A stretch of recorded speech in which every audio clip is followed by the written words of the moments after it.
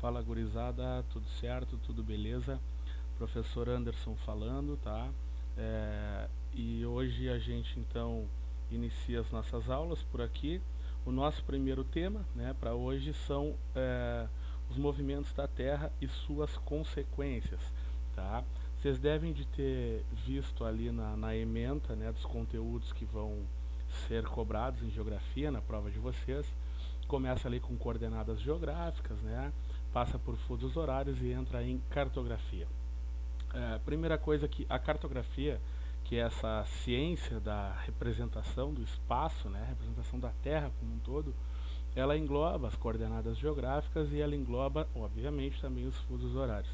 Outra coisa é que ela também engloba isso que nós vamos estar trabalhando, que são os movimentos da Terra e as consequências. E além disso, esse é um tema importante, não só para tu entender a própria ideia das coordenadas, não só para tu entender fusos horários, mas para tu entender os esquemas, né, de localização e os instrumentos que nós temos de organização da Terra como um todo, tá? Localização e representação, principalmente da Terra. Bem, vamos embora então. Gurizada, quando a gente está representando o planeta Terra, né, vamos supor que te peço para tu representar o planeta Terra num papel, com uma caneta, um lápis qualquer. Normalmente a gente representa a Terra, né, faz aquele círculo bonitinho, por mais que o planeta seja um geóide, mas enfim, está valendo. Normalmente a gente representa o planeta com esse eixo, né, esse eixo aqui reto como sendo o Polo Norte, Polo Sul. A questão é, existe uma diferença entre o norte geográfico e o norte magnético da Terra.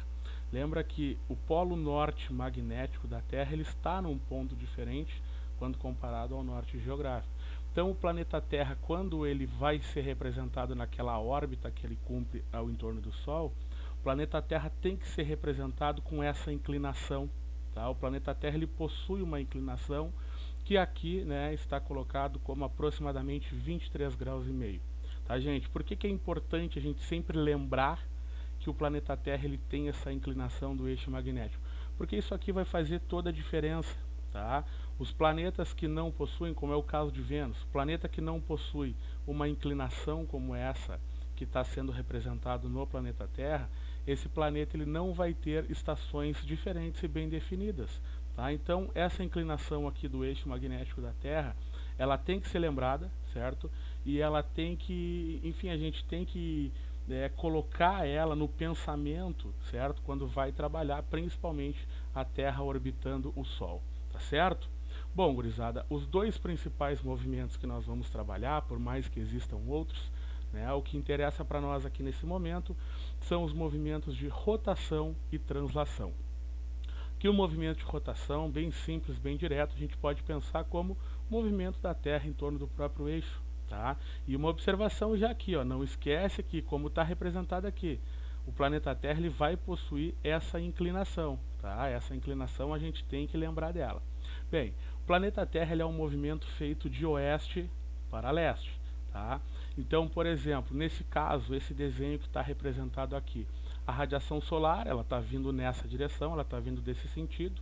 Por causa do movimento de rotação, essa parte aqui da Terra que está sendo mostrada, ela está iluminada, enquanto que essa parte aqui ela não está sendo iluminada. Aqui é dia, obviamente, aqui é noite. Por causa que o movimento ele é realizado de oeste para leste, né, sempre um ponto mais a leste, ele vai amanhecer primeiro do que um ponto mais a oeste. Né, vai amanhecer e, obviamente, vai anoitecer primeiro quando comparado a um ponto mais a oeste. Lembra que a gente falava nos fusos horários? Fusos horários sempre para leste, a gente vai aumentando 1 hora a cada 15 graus, para oeste diminuímos. Isso tem a ver diretamente com o sentido do movimento de rotação. Então, duas coisas para nós lembrarmos: da inclinação do eixo da Terra e que o movimento de rotação é feito de oeste para leste. E a partir daí, então, a gente pensa em algumas consequências. Consequências estas que nos atingem, né? Enfim, acabam gerando consequências no nosso dia a dia, no nosso cotidiano, no nosso jeito, no nosso modo de viver. Primeira consequência do movimento de rotação é a sucessão de dias e noites. Né? Enfim, o próprio desenho aqui está mostrando que quando a Terra vai realizando um movimento em torno do próprio eixo, partes dela vão sendo iluminadas, enquanto que outras não vão sendo. Isso acontece por causa do movimento de rotação. Os próprios fusos horários, que já havíamos falado, não é uma consequência direta dessa rotação. Isso é uma criação humana, mas é uma criação humana existente pelo fato de que o planeta Terra vai tendo diferenças no que diz respeito à iluminação ao longo de um dia, né? Essas aproximadamente 24 horas em que o planeta demora para dar uma volta em torno do próprio eixo. Depois disso, a gente está falando do movimento aparente do Sol e da própria Lua, né? A gente enxerga o Sol nascendo no leste e se pondo no oeste, também por causa do sentido da rotação, que é de oeste para leste, né? O movimento do Sol no céu é uma consequência disso. Nesse caso aqui do efeito Coriolis, é porque esse sentido, essa direção, a forma como se dá a movimentação da Terra, ela vai acabar atingindo essa força da rotação que é mais forte nesse centro, vai acabar atingindo aqueles corpos fluidos que estão apoiados, entre aspas, sobre o planeta Terra. Por exemplo, a água está apoiada sobre a superfície do planeta Terra. Quando essa força ela acaba gerando movimentos de rotação, essa água ela vai formar correntes marítimas, que são correntes de água, correntes oceânicas, que partem de um local em direção ao outro, transportando temperatura, salinidade, densidade do seu local de origem. Lembra da corrente do Golfo, que vai em direção aqui à Europa, levando calor, né? Se forma aqui nessa região quente do planeta e vai em direção à Europa. A própria movimentação atmosférica, né, a movimentação dos ventos, também é uma consequência disso. É como se agora a mesa que tu estás sentado à frente, tu desse um puxão nessa mesa e todos os aparelhos que estão apoiados sobre essa mesa, obviamente, vão sofrer os efeitos dessa força. Tá? A questão da forma da Terra que a gente fala é porque esse movimento de rotação, que é mais forte aqui nesse local, nesse ponto próximo ao Equador, né, nessa região central, como essa força é maior aqui, ela gera uma elasticidade do corpo, né? Por isso é como se esse centro se expandisse, e como esse centro se expande, os polos eles vão acabar se achatando para ceder material, gerando uma elasticidade nessa parte central. E é aí que o planeta Terra adquire aquela forma de um geóide. Tá, gente? Então essas são as principais consequências desse movimento de rotação da Terra.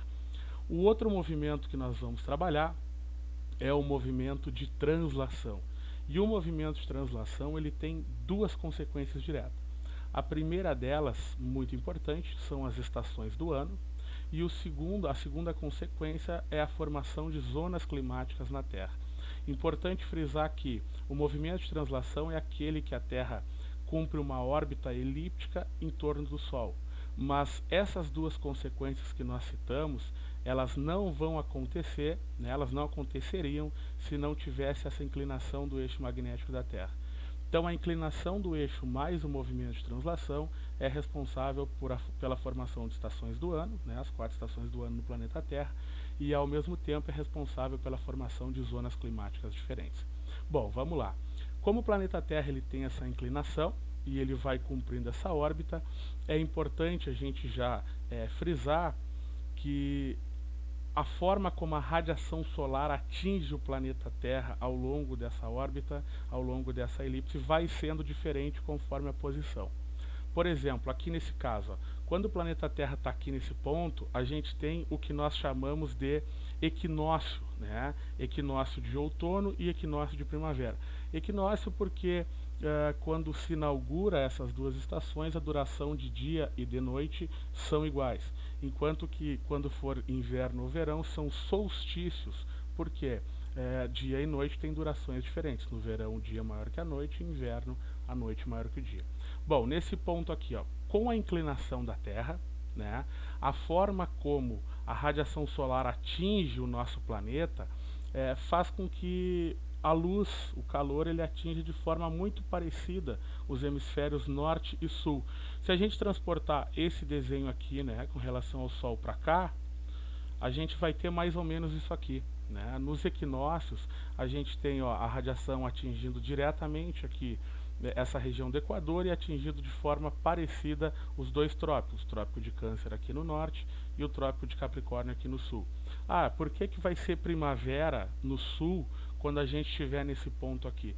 O planeta seguindo essa órbita, o planeta seguindo esse ponto aqui, vocês vão ver que por causa da inclinação do eixo, tá? Vocês vão ver que o sul do planeta Terra ele fica muito mais à mostra para o Sol quando comparado ao hemisfério norte, por causa dessa inclinação, tá? Então, quanto mais reta, quanto mais perpendicular for uma onda que vai atingir um alvo, né? E quanto menor for o espaço que essa onda percorrer, né? essa radiação percorrer para atingir esse alvo, mais forte vai ser essa onda. Então, quando a gente analisa, por exemplo, se a gente pegar essa parte aqui, ó, esse desenho aqui, né? E a gente transportar, por exemplo, para cá, vocês vão ver que, por causa da inclinação do eixo magnético da Terra, ó, os raios solares, a radiação solar, ela atinge perpendicular aqui o Trópico de Capricórnio, enquanto que o Trópico de Câncer ele é atingido na diagonal, né? Então, a distância que o raio vai percorrer para atingir o hemisfério norte é maior do que a distância para atingir o hemisfério sul. O raio solar atinge a perpendicular aqui o Trópico de Capricórnio, tá? Enquanto que aqui no hemisfério norte o Trópico de Câncer é atingido na diagonal, certo? Então, por isso que nós vamos ter o verão no hemisfério sul e o inverno aqui no hemisfério norte. Uma coisa interessante, gente, se vocês analisarem aqui no verão no hemisfério sul, o extremo norte do planeta, mesmo com movimento de rotação, ele acaba sendo todo iluminado, a Terra não consegue esconder uma parte desse polo. Então aqui nós vamos ter o fenômeno Sol da meia-noite, né? Enquanto que aqui no Círculo Polar Ártico nós não vamos ter a iluminação solar. Tá? Voltando para esse desenho, ó, quando o planeta Terra atingir esse ponto, né, nós vamos ter então um novo equinócio. Nesse caso começa o outono no hemisfério sul, porque aqui foi verão, e nós vamos ter a primavera no hemisfério norte. Tá? Lembra que o começo do outono ainda é quente, porque o planeta Terra ainda está cumprindo essa órbita e o sul ainda está um pouco à mostra. Quando ele vai cumprindo, quando ele vai seguindo essa órbita, a tendência é o norte começar a se mostrar e o sul começar a se esconder. Então aí nós vamos ter isso aqui, né? Os raios solares vindo por causa dessa inclinação, o hemisfério norte é mais atingido que o hemisfério sul. Percebe que o Trópico de Câncer aqui, ó, ele é atingido perpendicularmente e o Trópico de Capricórnio ele é atingido na diagonal. A distância percorrida para atingir o Trópico de Câncer é menor do que o Trópico de Capricórnio. Percebe que no Círculo Ártico aqui, ó, nós vamos ter o Sol da meia-noite, enquanto que aqui nós não vamos ter iluminação nesse extremo. Tá, gente? Então aqui, ó, a inclinação do eixo magnético da Terra mais o movimento de translação é o que vai ser responsável pelas 4 estações do ano. Percebe que nesse plano, nessa órbita, o Sol, tá, ele não se coloca no centro da elipse, o Sol ele fica mais para um ladinho. Quando o planeta Terra está aqui, que é verão no hemisfério sul, o planeta Terra está no ponto mais próximo em relação ao Sol. Então nós estamos no periélio. Tá? Isso explica, por exemplo, o verão mais quente no hemisfério sul. Quando nós estamos aqui nesse ponto da Terra, nós estamos no ponto mais distante da órbita em relação ao Sol. Por isso nós estamos no afélio. Nos equinócios nós temos uma distância praticamente igual. Tá? Aqui é que nós temos essa diferença. Aqui, periélio, ponto mais próximo em relação ao Sol, afélio, ponto mais distante em relação ao Sol. Beleza, gente? Tranquilo? Bom, a outra consequência que nós temos, então, é a formação de zonas climáticas. Essa formação de zonas climáticas, tá, é porque ao longo, né, dessas posições e da forma como a radiação solar vai atingindo o planeta Terra, nós vamos tendo diferenças. Vocês vão ver que na zona próxima ao Equador, a radiação solar atinge igual o ano todo. Então, por isso, nós vamos ter a duração do dia e da noite, nós vamos ter a chegada de iluminação terrestre, o calor, a temperatura nessa zona próxima ao Equador, vai ser praticamente igual o ano todo. Então, nós vamos ter a zona mais quente e mais úmida da Terra. As zonas entre os trópicos e os círculos polares, que são as zonas temperadas, sul e norte, tá, são zonas que se alternam. E essas zonas, elas por vezes são mais quentes, por vezes mais frias, conforme o solstício, né, principalmente. As zonas polares são aquelas zonas mais afastadas, em que a radiação ela cumpre um longo caminho, né, isso gerou esse congelamento. E Como tem muito gelo, como ela é aquela zona glacial, existe uma propriedade química presente nos corpos que a gente chama de albedo, tá? A-L-B-E-D-O, albedo. Esse albedo, ele é mais presente em corpos claros do que em corpos escuros. E esse albedo, ele é responsável direto pela reflectância de energia. Então, quanto mais claro um corpo, mais albedo, mais energia vai ser refletida e menos energia vai ser absorvida. Isso explica, por exemplo, o porquê que durante o verão a gente não tem o congelamento total, né, do glaciar, no caso aqui da Antártida, ou das banquisas, aqui no caso do Ártico. Claro que há uma redução das calotas durante o verão, certo? Mas ao mesmo tempo não é uma extinção das banquisas e aqui nesse caso do glaciar. Tá bem, gente? Então aqui, ó, a formação de zonas climáticas é porque ao longo do ano a radiação solar, por causa da inclinação do eixo e do movimento de translação, vai atingindo o planeta Terra de modo diferente. Tá bem, gente? Espero ter ajudado, tá? Qualquer dúvida, estou inteiramente à disposição de vocês. Um abraço, beijos e bons estudos.